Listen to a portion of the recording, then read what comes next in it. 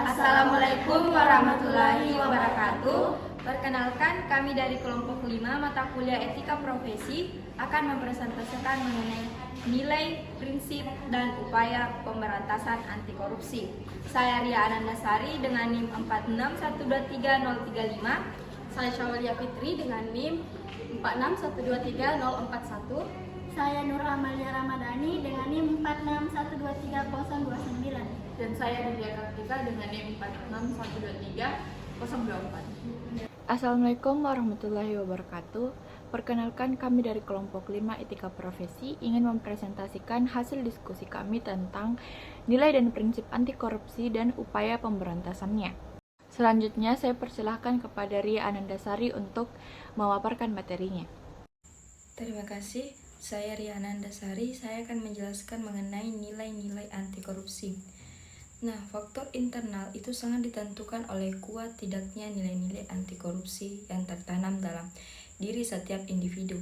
Nah, nilai-nilai anti korupsi ini tersebut antara lain meliputi kejujuran, kemandirian, kedisiplinan, tanggung jawab, kerja keras, sederhana, keberanian, dan keadilan. Nah, nilai-nilai anti korupsi itu perlu untuk diterapkan oleh setiap individu untuk dapat mengatasi faktor eksternal agar korupsi tidak terjadi. Nah, di sini saya akan menjelaskan 5 nilai-nilai anti korupsi. Yang pertama yaitu nilai kejujuran. Nah, menurut Sugono, kata jujur itu dapat didefinisikan sebagai lurus hati, tidak berbohong, dan tidak curang. Nah, jujur adalah salah satu sifat yang sangat penting bagi kehidupan mahasiswa. Tanpa sifat jujur, mahasiswa tidak akan dipercaya dalam kehidupan sosialnya. Nah, nilai kejujuran di dalam kampus itu dapat diwujudkan oleh mahasiswa dalam bentuk tidak melakukan kecurangan akademik. Antara lain itu dapat berupa tidak mencontek saat ujian, tidak melakukan plagiarisme, dan tidak memalsukan nilai. Nilai kejujuran itu juga dapat diwujudkan dalam kegiatan kemahasiswaan, misalnya membuat laporan keuangan atau kegiatan kepanitiaan dengan jujur. Kemudian nilai yang kedua yaitu kepedulian. Menurut Sugono, peduli itu adalah mengindahkan, memperhatikan, atau menghiraukan.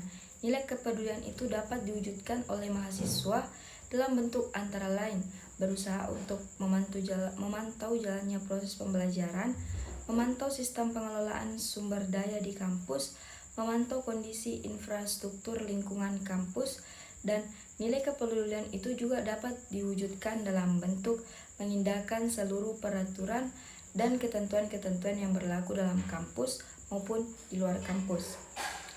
Nah, kemudian lanjut ke nilai yang ketiga yaitu nilai kemandirian. Nah, nilai kemandirian itu di mana kondisi mandiri bagi mahasiswa itu dapat diartikan sebagai proses pendewasaan diri, yaitu dengan tidak bergantung pada orang lain untuk mengerjakan tugas dan tanggung jawabnya.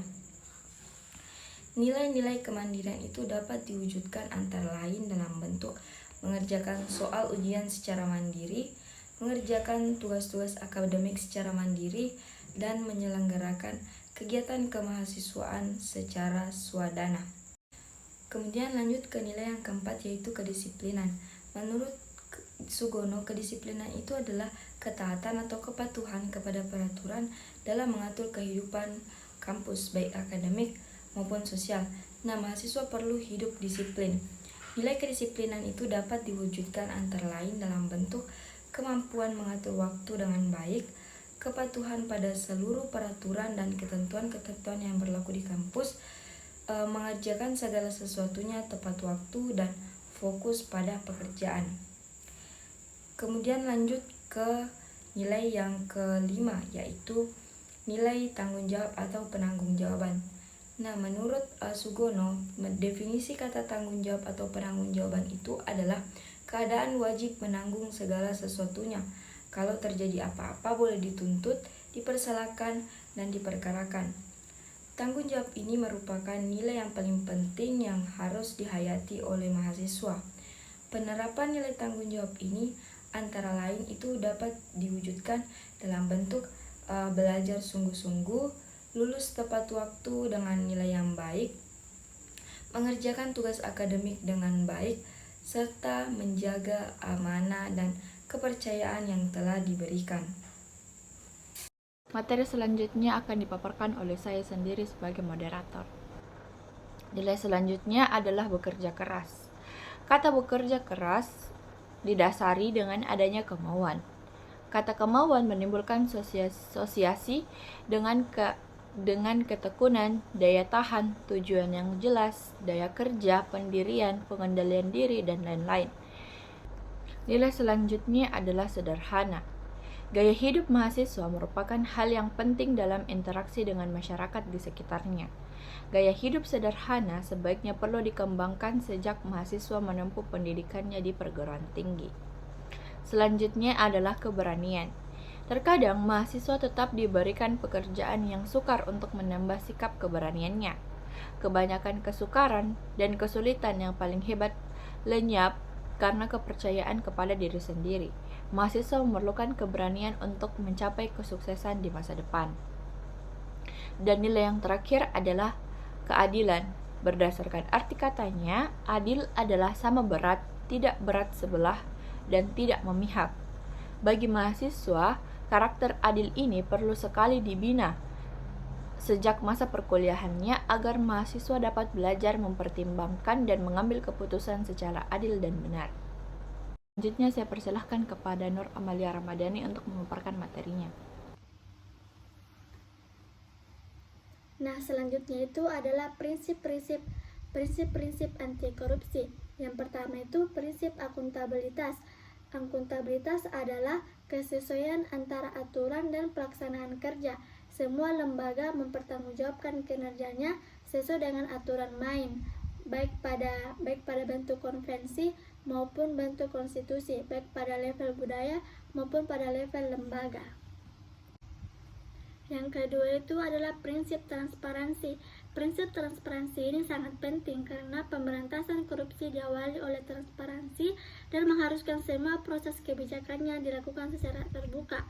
Hal sehingga segala bentuk penyimpangannya dapat diketahui oleh publik. Ketiga itu adalah prinsip kewajaran. Prinsip kewajaran ini ditujukan untuk mencegah terjadinya manipulasi atau ketidakwajaran dalam penganggaran, baik dalam bentuk berup maupun ketidakwajaran lainnya. Keempat, prinsip kebijakan. Prinsip kebijakan ini ditujukan oleh mahasiswa agar mengetahui dan memahami kebijakan anti korupsi. Yang terakhir itu adalah kontrol kebijakan, di mana kontrol kebijakan merupakan upaya agar kebijakan dibuat betul-betul efektif dan mengeliminasi semua bentuk korupsi. Itulah tadi pemaparan materi dari teman kami. Saya persilahkan Syawalia Fitri untuk memaparkan materinya. Oke, terima kasih atas kesempatan yang diberikan. Selanjutnya saya akan membahas mengenai upaya pemberantasan korupsi meliputi beberapa prinsip antara lain. Yang pertama, memahami hal-hal yang menjadi penyebab korupsi. Yang kedua, upaya pencegahan, investigasi, serta edukasi dilakukan secara bersamaan. Terus yang ketiga, tindakan diarahkan terhadap suatu kegiatan dari hulu sampai hilir atau mulai dari perencanaan, pelaksanaan, pengawasan, dan aspek kuratifnya, dan meliputi berbagai elemen. Nah, terus yang keempat, melakukan reformasi birokrasi, dan yang kelima, memberikan pendidikan anti korupsi. Yang keenam, membangun satuan pengawas internal atau SPI, dan yang ketujuh, membentuk pusat kajian fakultas hukum, dan yang terakhir, membentuk pusat studi transparansi publik dan anti korupsi atau Pustapako. Oke, terima kasih. Itulah tadi pemaparan materi dari kelompok 5. Lebih dan kurangnya mohon dimaafkan. Assalamualaikum warahmatullahi wabarakatuh.